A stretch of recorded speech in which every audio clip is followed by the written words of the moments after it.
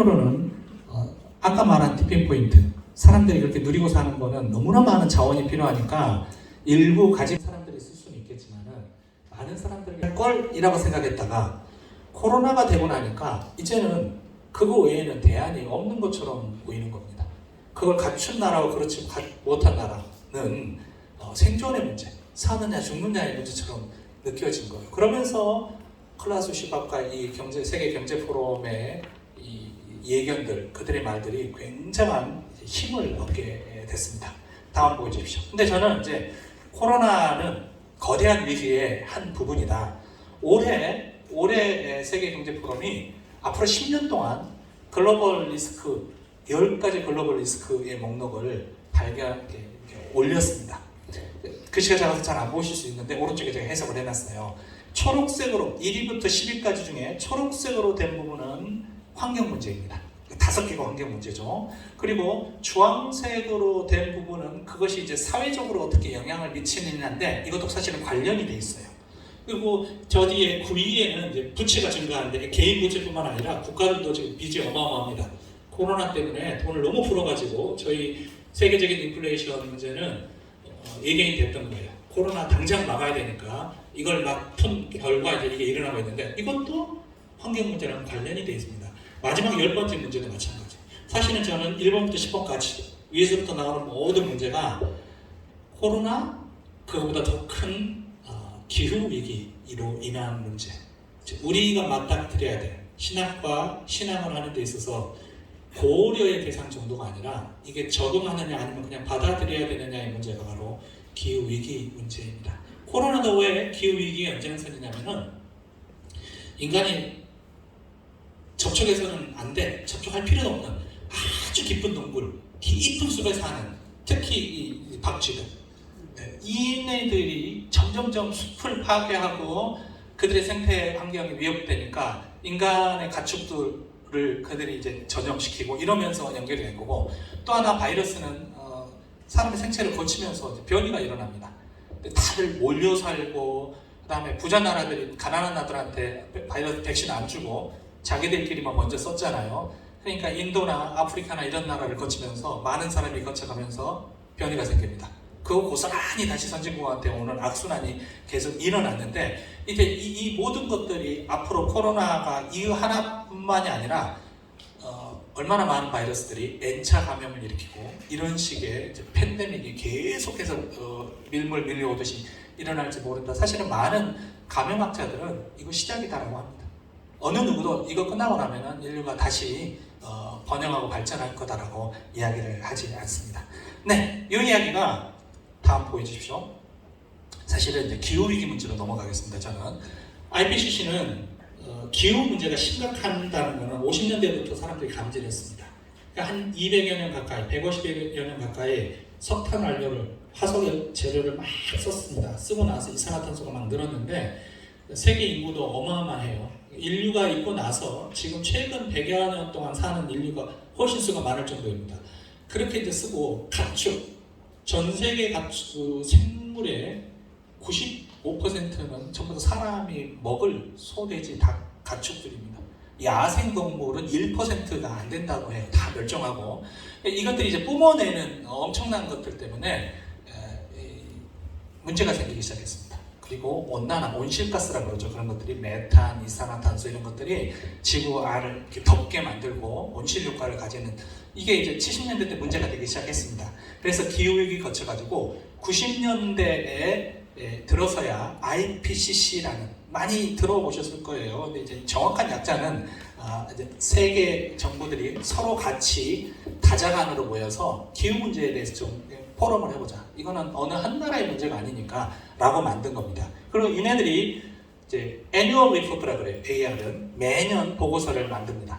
측정을 하고 모든 과학자들이 모여서 90%가 합의를 한 사항만 올리는 거예요. 그 중에서는 에이 이거 별거 아니야 라고 하는 과학자도 있고 진짜 심각해 이러다가 우리 망해 이런 과학자도 있는데, 극단적인 거 빼더라도 90%가 동의하는 내용으로만 애니얼 리포터를 5번 썼습니다. 그리고 2018년에 이걸로 끝날 문제가 아닌데 갑자기 너무 나빠졌는데 해서 특별 보고서를 썼고, 작년에 6번째 보고서를 썼습니다. 구체적인 내용은 다음 보여주십시오. 다 설명드릴 수 없는데 핵심은 뭐냐면은 처음에 이제 90년에 썼을 때는 인간들이 막 번성해가지고 저희가 발전소 짓고 그다음 많은 일들이 막 자동차에서 배기가스 그다음 자기들이 가정에서 산업체에서 내뿜는 것들 때문에 뭔가 온실가스가 높아지면서 온난화의 문제가 있는 것 같은데 이제 이런 식의 생각을 하기 시작했습니다. 그래가지고 UN 차원에서 기후를 좀 조정을 해야 된다. 우리 이거 조심해야 될 것 같다라는 교토 의정서를 채택을 해요. 이거는 강제 규정이 아닙니다. 좀 우리가 나서서 좀 해보자라는 정도 이야기를 하다가 3차, 4차 보고서에서 이거 점점 안 좋아진다. 인간 활동과 관련이 되어 있기 때문에 사람들이 더 많은 것들을 쓰기 시작하면 더 나빠질 거다. 특히 여기서 이제 목표가 되는 거는 개발도상국이에요. 중국. 그러니까 그전에는 선진국이 대부분, 미국이 전체 온실가스의 40%를 배출했습니다. 엄청 많이 먹고 많이 배출하고 했는데 그래도 못 사는 나라들은 한계가 있었어요. 근데 중국, 인도 이런 개발도상국들이 갑자기 발전하기 시작하면서 이 사람들도 우리도 서양인들처럼 살고 싶다라고 막 공장 짓고 하면서 과학자들이 보기에, 기후학자들이 보기에 수치가 갑자기 치닫기 시작합니다. 그러면서 이제 인간 활동사에 관련이 있다. 이 말은 이걸 줄이려면 우리가 덜 쓰고 해야 되고 이래야 된다는 걸 확실하다라고 이야기했습니다. 그리고 2014년에 인간 때문에 심각한데 지금 확실하게 행동 안 하면은 이 문제 돌이킬 수 없을 만큼 심각해졌다라고 보고서를 하고 이때 이제 소위 유명한 파리 기후 협약 선진국들이랑 좀 이런 사람들이 모여서 이제 목표치를 정하고 좀 더 분명하게 하자, 구속을 하고 벌금을 먹이자라는 방식으로 지금 이제 파리 기후 협약의 갱신 버전으로 가려고 합니다. 이때 제시했던 게 1.5도예요. 평균 온도 1.5도 하니까 체감이 안 되는데 제가 조금 이따 조금 더 무서운 시나리오로 보여드리겠습니다. 다음 거 보여주십시오. 1.5도와 2도의 차이입니다. 그러니까 조금씩 올라가고 있는데 온도가 평균 온도입니다. 더웠다 추웠다 하니까 우리는 잘 체감을 못하는데 평균 온도가 올라가서 2050년까지 1.5도 그 이하로는 불가능하다고 봅니다. 열심히 노력해서 1.5도로 막거나 아니면은 2.0도로 높아졌을 때 일어난 일들입니다. 이렇게 보시면 해수면 상승도 1m 가까이 올라가게 되죠. 그리고 생물체도 엄청나게 많은 수들이 죽고 이 해양 생물체는 거의 다 파괴되어 버릴 정도입니다. 그게 미치는 영향은 제가 아직 상상도 못하고 한 번도 인류가 그런 건 경험해 보지 못했고 북극은 다 이제 물이 얼었다가 녹았다 하는 해빙인데 지금도 굉장히 많이 녹아서 북극곰들의 슬픈 이야기는 여러분 이전에 들으셨지만은 이게 다 녹아버리는 거예요. 그리고 다시 얼어야 되는데 겨울이 충분히 안 추우니까 얼질 않고 지금 그래서 그쪽으로 해로를 꽝꽝 얼어있으니까 배가 못 다녔거든요. 근데 배가 다닐 수 있으면 되게 단거리로 갈 수 있습니다. 북반구는 이 이야기가 나올 정도로 그게 되게 심각한 겁니다. 원래 얼어 있어야 되는 곳인데 이런 이제 이야기들이 나옵니다. 다음 거 보여주십시오. 네, 저는 이제 과학자들이 IPCC에서 보고서를 하고 과학자들은 자꾸 이제 데이터를 말하니까 일반 사람들이 체감을 잘 못해요. 그래서 제가 작가가 뉴욕 매거진의 작가였던 사람이 이제 쓴 책이 있습니다. 이 사람이 이대로 가면 2050년에 이 지구가 우리가 살지 못할 곳이 돼라고 하면서 나온 시나리오를 빨리 보여드리겠습니다. 첫째, 폭염. 이건 이미 저희가 이제 벌써 체감하기 시작합니다. 미국도 난립니다. 최고 온도가 35도인 나라가 거의 이제 3배치로 증가합니다. 2100년은 뭐 저희가 살아있을 시간은 아닙니다만은 그때 되면은 전 지구 인구의 4분의 3이 너무 극심한 폭염 때문에 이제 재수명에 살 수도 없고 굉장히 삶의 질이 낮아질 거라는 예견들을 하고 있습니다. 다음 거 보여주십시오. 그 다음 이제 문제는 빈곤입니다. 왜냐면 곡물 수확량이라는 게 전 세계에서 곡물을 수확하는 곳이 어디나 다 수확하는 곳이 아니에요. 그래서 이제 기후 때문에 비가 들어오게 되고 온도가 안 맞게 되고 했을 때는 곡물 수확량이 엄청나게 줄어들고 지금 전쟁 하나 났는데 아프리카 이런 데에서 이제 심각한데 이 상태로 계속됐을 때에는 전부 다 이것들을 갖다 써야 되는데 남의 수입해서 써야 되는데 곡창지대라는 곳의 수확량들이 줄어들게 되죠. 이렇게 됐을 때 식량 부족 문제가 글로벌 차원에서 문제가 될 거라고 봅니다. 다음 거 보여주십시오. 바다 문제죠. 해수면의 상승 문제입니다. 그럼 이제 저희 역시 중요한 도시들이 전부 다 해안가에 있기 때문에 이 해수면 상승으로 인해서 일어날 문제는 매우 큽니다. 서울도 저희도 해수면이 상승했을 때 만조기에 한강을 따라서 하류부터 이렇게 차가 오면은 비가 이렇게 같이 왔을 때, 폭우가 왔을 때 넘어가게 되죠. 그러면서 이제 저지대들은 침수 피해를 당하게 되고, 이 지도에서 보여드리는 거는 베트남 남쪽이에요. 베트남 전부는 아니고 이 남쪽 지역도 이 강의 하구 쪽이어서 지대가 낮습니다. 그러니까 나중에는 거의 다 잠겨버려요. 호치민시가 항구 도시가 이제 3면이 있는 항구 도시가 될 정도로 이렇게 잠겨버리는 모습이 굉장히 다른 데에서도 일어날 거라고 봅니다. 네, 다음. 이미 투발루나 아니면 크리바티 같은 남태평양에 있는 섬나라들이에요. 섬으로 된 나라들인데 여기는 이제 벌써 나라가 짐을 쌀 준비를 합니다.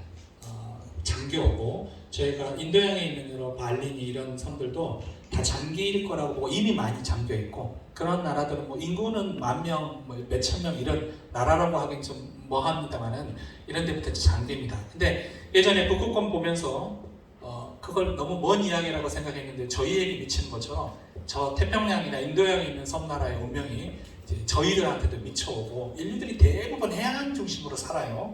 여기에 이제 미치게 될 겁니다. 네, 다음 보여주십시오. 산불, 이건 이제 저희도 이미 경험을 했습니다. 호주 산불 2년 탔었습니다.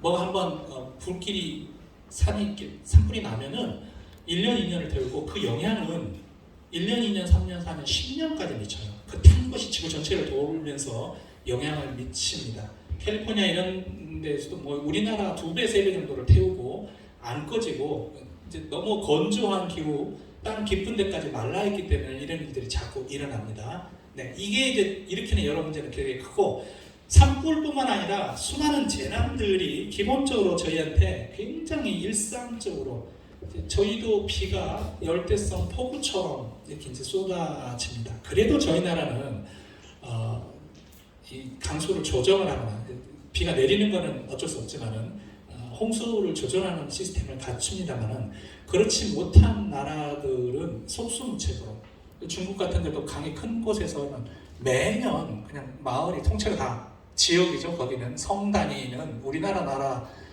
땅 정도가 전부 다 수몰되고 잠기는 일들이 일어나고, 미국도 허리케인의 규모가 예전에는 3, 지금은 이제 5를 넘나드는 오른쪽에 있는 사진은 2018년도에 있었던 플로렌스라는 허리케인이에요. 근데 이제 이게 4 정도입니다. 4. 우리는 이제 허리케인 등급에 대한 개념이 좀 없는데, 미국에서 이제 5 정도가 되면은 그 피해액은 상상할 수가 없을 정도입니다. 여기에서 국가적 부채 문제도 크게 일어나게 되고, 이런 허리케인이 한번 쓸고 가면은 몇 년이 돼도 복구 자체가 안 돼요. 그리고 거기에 들어가는 그 복구 비용이 상상을 초월할 액수로 늘어나게 됩니다. 네, 갈증 가뭄 문제가 이제 심각합니다. 물 부족 사태. 여기서 이제 보여드리는 이거는 중앙아시아의 우즈베키스탄 북부에 있는 아랄해라는 곳이에요. 물론 담수는 아니고 여기는 이제 영수보이긴 한데, 왼쪽에 지금 사진은 이렇게 줄어버린 겁니다. 그러니까 이게 이제 밑에 있는 지하수층 자체도 같이 수량이 이제 없어지면서 빠져나가 버리고, 계속해서 이제 물이 부족되면 주변에 농경지에 물을 댈 수가 없게 됩니다.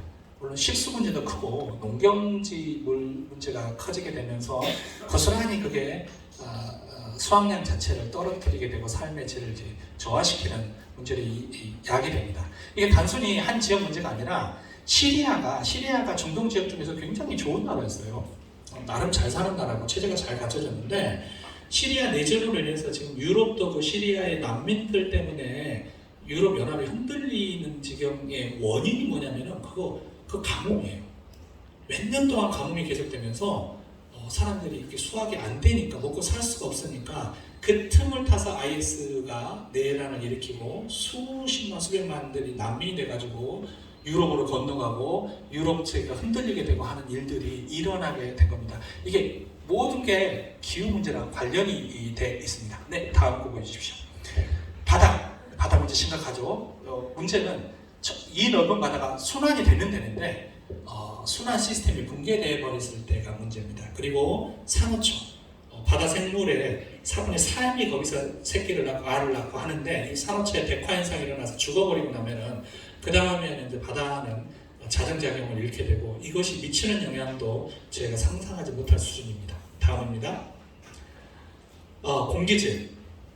저희가 저도 이제 아이들 셋을 키우는데 애들이 2년 동안 마스크를 쓰고 다녔고 학교를 제대로 못 가고 집에만 있었고 하면서 무슨 문제가 이제 불거지냐면은 애들이 지능이 좋아해요. 왜냐면 뇌가 신선한 공기를 제일 많이 써야 되는데 좋은 공기를 못 마시고 특히 어린 아이들한테는 이 호흡이 굉장히 중요한데 마스크 쓰고 다니고 이러면서 마땅히 잘했을 때 이 뇌의 작용들이 현저하게 나빠집니다. 그래서 아마 이제 이후에 저희 이후 세대의 사망률은 폐질환일 거라는 추측을 굉장히 많이 합니다. 이제 공기라는 건 어디다가 돈이 있다고 살 수 있는 것도 아닌데 이 공기질의 문제가 미치는 우리도 굉장히 이제 심각해질 거라고 보고 있습니다. 네, 질병. 왜냐하면 이제 제가 코로나 이야기는 이거랑 관련돼 있어요. 저 시베리아에 있는 영구 동토층 얼어 있어야 되는데 이게 다 녹았답니다. 그러면은 그 밑에 깊은 곳에 숨겨져 있어서 아직 인류가 만나보지 못한 박테리아들, 바이러스들이 나오게 되고 그것들이 전파되는 경로는 금세이니까 한 번 그게 전염돼서 나왔을 때 이제 미치는 영향. 이거는 사실 이제 감염학자들은 이 이야기를 하면은 입을 다뭅니다. 너무 공포스러운 시나리오가 전개될 수 있다. 시베리아 영구동토층은 이 코로나 바이러스하고는 상대가 안 되는 뭐가 나왔는지 우리가 알 수 없는. 왜냐면은 인류가 살고 나서는 한 번도 그게 열린 적이 없는 판도라의 상자 같은 것들이거든요. 이런 게 나오고 그리고 이미 코로나 때 우리가 경험한 것처럼 한 번 전염병 감염 원인이 나오고 나면은 전 세계로 퍼지는 건 시간 문제. 다 퍼져버린다는 사실. 특히 이제 이번에 코로나는 호흡기로 이게 금방 퍼지긴 합니다만은 어쨌든 이제 전염병이 이렇게 늘 돌아다닐 거다라는 이야기를 합니다. 네, 다음 보여주십시오. 자, 이제부터 이제 이게 우리한테 미치는 영향입니다. 이건 앞에 나온 문제들을 수습하기 위해서 각국이 지불한 재정들, 그걸로 인해서 우리가 누릴 수 있는 돈이 부족하고 각 개인들도 살기 위해서 애를 쓰면서 경제가 붕괴돼 버리죠. 좀 나빠졌다가 괜찮아지면 경기라는 게 내려갔다가 올라갔다가 이게 있는데 그 정도 문제가 아니라 한번 내려앉아서 도저히 다시 회복될 수 없는 지경. 이미 저희가 이제 국제 물류가 안 돌아가잖아요. 한 번도 이렇게 경험한 적이 없습니다. 왜냐하면 최근 몇십 년 동안에는 전 세계가 자유무역으로 지구 반대편에서 주문해도 일주일이면 날아오고 싸게 쓰고 하던 시스템이 붕괴됐어요.